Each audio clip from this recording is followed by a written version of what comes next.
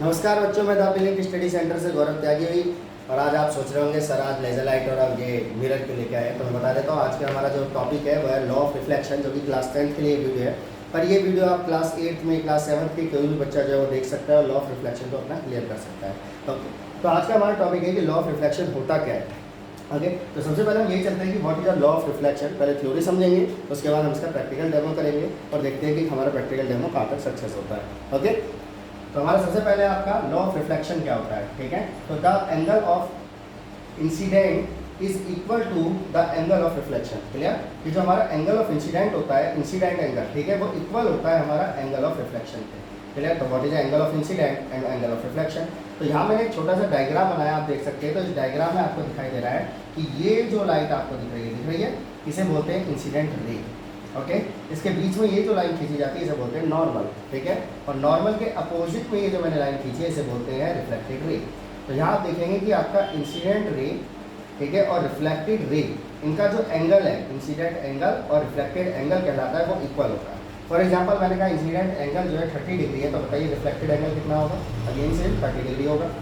जो हमने यहाँ नॉर्मल खींचा होता है वो हमारे मिरर के, ये दिस या मिरर, तो ये प्लेन मिरर मान लेते हैं। ये प्लेन मिरर हमारा ऐसे हो गया, ये प्लेन मिरर, ठीक है। तो जो प्लेन मिरर होता है उसके ये बिल्कुल 90 डिग्री पे होता है। क्लियर, तो ये आपको ध्यान रखना है, ठीक है। अच्छा, तो ये जो हमारा 90 डिग्री पे होता है, तो अगर ये मैंने कहा 30 डिग्री है, तो ये बचा हुआ एंगल कितना हो गया, तो 90 माइनस 30 करेंगे तो 60 डिग्री। तो ये भी जो एंगल है और ये जो हमारा एंगल इंसिडेंट है, ये दोनों भी इक्वल होंगे, यानी ये दोनों 60 डिग्री होंगे। क्लियर। अब बात आती है कि प्लेन मिरर में सेकंड पॉइंट क्या आता है। तो इसमें आता है incident ray and the normal of the mirror at a point of the incident and the reflected ray all lie in the same plane. ठीक है, कहने का मतलब incident ray, normal, reflected ray सभी एक पॉइंट पे आके मिलते हैं, जिसे हम क्या बोल देते हैं, पोल बोल देते हैं। ठीक है, तो ये आपको ध्यान रखना है, ये हमारा होता है लॉ ऑफ रिफ्लेक्शन। ठीक है, अब जो ये प्लेन मिरर है, अब इसकी प्रॉपर्टी की बात करते हैं कि प्लेन मिरर की प्रॉपर्टी क्या क्या होती है। तो ये आपको ध्यान से समझना है कि प्लेन मिरर की प्रॉपर्टी क्या क्या होती है। ओके, सबसे पहला, image formation by the plane mirror always the virtual और इरेक्ट। जो इमेज बनती है वो हमेशा वर्चुअल और इरेक्ट बनती है। तो इसे हम एक एग्जाम्पल से समझते हैं। फॉर एग्जाम्पल मैं कुछ लिखा हुआ अक्षर ले लेता हूँ।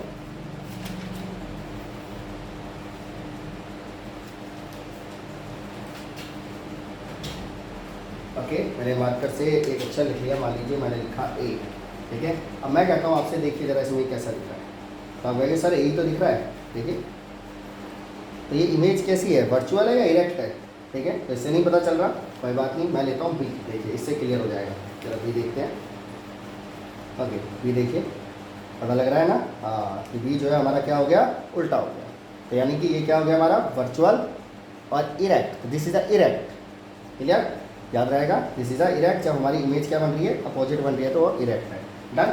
अच्छा, तो पहली प्रॉपर्टी हमें समझ आती है कि इरेक्ट और वर्चुअल का क्या मतलब होता है। अगला आता है the size of the image is equal to that the image the object the virtual and erect. तो यानी कि जो साइज होता है इमेज का वो भी इक्वल ही आता है प्लेन मिरर के ऊपर। इसे भी हम प्रूव करते हैं।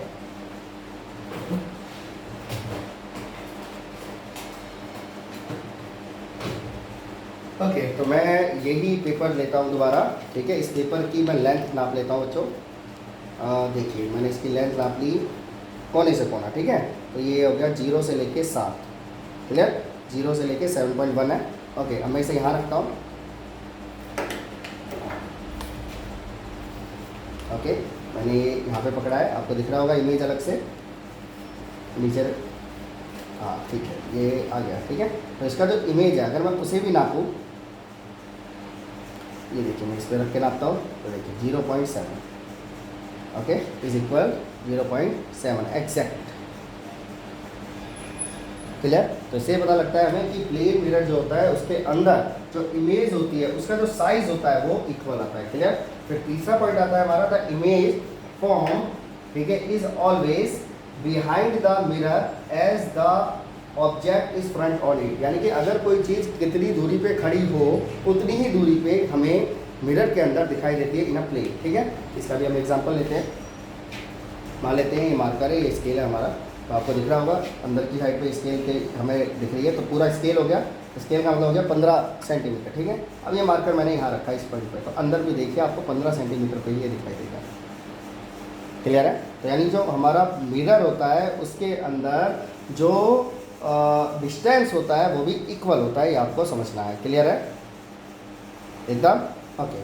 तो फिर हमारी बात आती है the image is laterally inverted. ठीक है, जो हमारी इमेज होती है वो लेटरली इन्वर्टेड होती है। ठीक है, इसको भी हम देखते हैं। ओके, तो मैं एक काम करता हूँ, इसी पेपर पे एक कार्टून बनाता हूँ। इसको मैंने दिया लेफ्ट, इसको मैंने राइट नाम दिया। ठीक है, तो अब मैं इसे ज़रा मिरर में देखते हैं। ये देखिए, अगर इसके सामने तो लेफ़्ट का राइट हो गया, राइट का लेफ़्ट हो गया, तो इससे क्लियर होता है कि जो हमारी इमेज होती है वो कैसी बनती है, लेटरली इन्वर्टेड। क्लियर है, लेटरली इन्वर्टेड। ओके, तो मुझे उम्मीद है कि पूरा टॉपिक ये समझ आया होगा। तो लाइक करें, सब्सक्राइब करें। मैं द ब्रिलियंट स्टडी सेंटर से गौरव त्यागी, और हमारा जो टॉपिक है वो है किस तरह से रिफ्लेक्शन ऑफ लाइट होता है। तो अब इसको हम जरा थोड़ा सा एक लाइट के प्रैक्टिकल पे भी सॉल्व कर लेते हैं। ठीक है, तो थोड़ा सा लाइट में डिम कर दूँ, एक सेकेंड।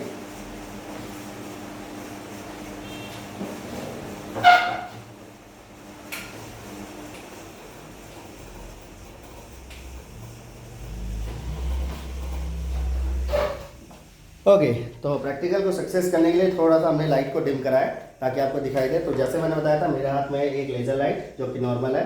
अगर मैं अब इस लेज़र लाइट को इस पर मारता हूँ, ये मिरर है हमारा, प्लेन मिरर है। ठीक है, अगर मैं इस पर ये टकराता हूँ, फॉर एग्जाम्पल देखिए मैंने यहाँ पे टकराई, तो आपको दिखाई देगा कि ये बोर्ड के ऊपर हमें दिखाई दे रही है। देखिए पर्टिकुलर एंगल पे है। अगर मैं इस एंगल को थोड़ा सा चेंज करूँगा तो देखिए वहाँ पे लेज़र लाइट भी चेंज हो जाएगी। क्लियर? तो यानी कि अगर मैं इसका एंगल मेजर कर लूँ तो यहाँ हम देखेंगे कि इसका एंगल बिल्कुल इक्वल बैठेगा। देखिए मैं इसे पास लाऊंगा, एंगल इधर की ओर, ये बिल्कुल 90 डिग्री एंगल हो गया। ठीक है, फिर इधर ले जाऊँगा तो अगर मैं इस पर यहाँ पे रख के करता हूँ, एक चीज़ यहाँ समझते हैं। ठीक है, तो जैसे मैंने यहाँ पे रखा और ये मैंने यहाँ पे बनाया। ठीक है, तो अपोजिट डायरेक्शन में देखिए मेरे हाथ पे आ रही है, अपोजिट डायरेक्शन में पर्टिकुलर एंगल से देखिए, बिल्कुल एग्जैक्ट एंगल। ओके, बिल्कुल एग्जैक्ट एंगल। देखिए मेरे हाथ पे इसका डॉट आ रहा है। थोड़ा सा मैं और थोड़ा सा इसे वाइड कर देता हूँ, एक मिनट।